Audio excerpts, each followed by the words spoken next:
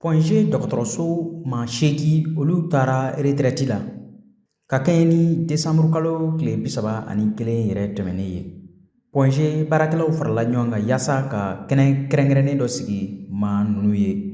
cogoya min na ka foli ni waleɲumandɔn ta k'o ɲɛsin u ma ani k'u ka jukɔrɔma dondoli ta ka ɲɛsin u ma. Dieu merci n'i taara hɛrɛ ni baden na i kɛnɛma i bɛ barika da Ala ye minnu bɛ kɔfɛ i bɛ barika da olu ye Ala ka sini kɛnɛya d'olu ma ka laban ɲuman d'u ma bɛɛ ka bila kɔrɔ maa si kana bila bana ye n hakili latigɛli bɛ ka taa retraite la depuis 82 ne bɛ parantiya la ka na recruter 86 Point G baarakɛla bɛɛ tun ka kɔrɔ ni ne ye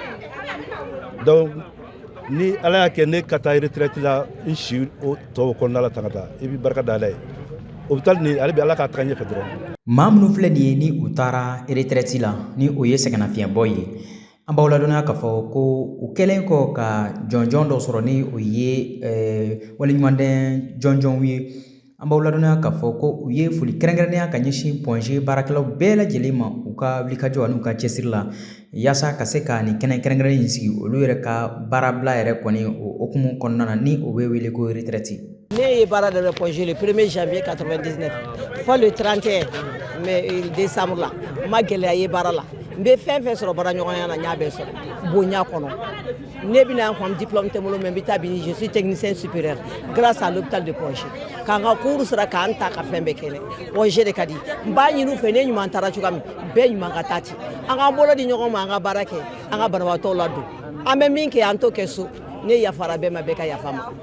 n bɛ foli kɛ directeur ye a n'a ka jama ani baarakɛlaw bɛɛ ani an baarakɛɲɔgɔn bɛɛ ani Ala ka sini kɛnɛya d'an ma ka hamina ko bɛɛ nɔgɔya Ala k'an bɛɛ dɛmɛ diyara ne fo ka dama tɛmɛ ne yɛrɛ t'a dɔn n bɛ se ka min fɔ tiɲɛ yɛrɛ la ne ka baara daminɛ kɔnɔ ne ye nɔgɔya sɔrɔ ne ye gɛlɛya fana sɔrɔ baara tɛ taa o kɔ mais e bɛ timinandiya de e b'i jija i seko ye min ye e b'o kɛ mɔgɔw ye mɔgɔw fana ka i ladɔnniya. Bi ta in kɔni an sewara an nisɔndiyara ni retraite a diyara kojugu an bɛ Ala deli Ala k'a ɲɔgɔn nɔgɔya o bɛɛ lajɛlen Ala k'a kɛ hɛrɛ ye k'a kɛ sini kɛnɛ ye k'a kɛ labanko ɲuman ye k'a kɛ kisi ni tɔŋɔ ye ka bɛɛ hamiw nɔgɔya a diyara kojugu an bɛ sewa yɛrɛ an bɛ nisɔndiya yɛrɛ de la bi wala a diyara kojugu. Point G baarakɛlaw olu ka lafasalikɛ tɔn o yɛrɛ kɔni ɲɛmaa dɔ min ni o bɛ o tali kɛ u ka secrétaire à la revendication kɔnɔna ale ka laseli senfɛ a y'a jira k'a fɔ k'a nisɔndiyalen don wa a ye foli kɛrɛnkɛrɛnnenya ka ɲɛsin baarabila la ninnu ma ni o ye maa minnu taara retraite la ka se ka u yɛrɛ kɔni waleɲuman dɔn a tilala ka welewele kɔni da u ye u ka o hakili to ale bi Point G ni a Point G baarakɛlaw bɛɛ lajɛlen na. An tonton ni an faw ye minnu taara retraite la parce que u ye u ka wagati bɛɛ lajɛlen kɛ u bɛ ka u faso de servir donc an b'a ɲini u fɛ hali bi u ka to an kɔrɔ u ka kɛ anw ye ladegelifɛn ye ani u ka kɛ an ye ladilibaga fana ye wala an b'o de ɲini u fɛ an nisɔndiyalen don kosɛbɛ kosɛbɛ parce que Ala tɛ nin di bɛɛ ma i ka baara daminɛ ka tila ka baara bila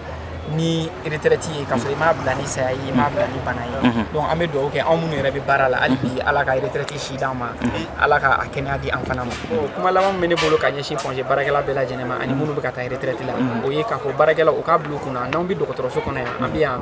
baara dɔ de kama n'o ye banabagatɔw furakɛli ye an ka hakili t'o la kosɛbɛ kosɛbɛ bon minnu taara an b'a dɔn dɔgɔtɔrɔ jolenw b'a la komi baarakɛla wɛrɛw b'a la minnu tɛ dɔgɔtɔrɔw ye hali bi an mago bɛ se ka s'u ma u k'u hakili to a la n'an mago ser'u ma wagati o wagati u bɛ se k'an dɛmɛ ni ladilikan minnu ye u ka o ladilikanw di an ma an mago b'u la kosɛbɛ kosɛbɛ. An b'aw hakili lajigin k'a fɔ ko ka kɛɲɛ ni décembre kalo tile 31 yɛrɛ kɔni ye sa maa 8 ninnu u kɔni taara baarabila kɔnɔna na wa o yɛrɛ kɔni kɛra nisɔndiyaba ye jama kɔni bɔra ka na u kɔni ka ɲɔgɔn ye salle kɔnɔna fa tewu cogoya min na k'u ka bilasiralikan ani u ka waleɲumandɔn k'o ta ka ɲɛsin ni maa ninnu ma minnu u kɔni ye baara kɛ faso ye.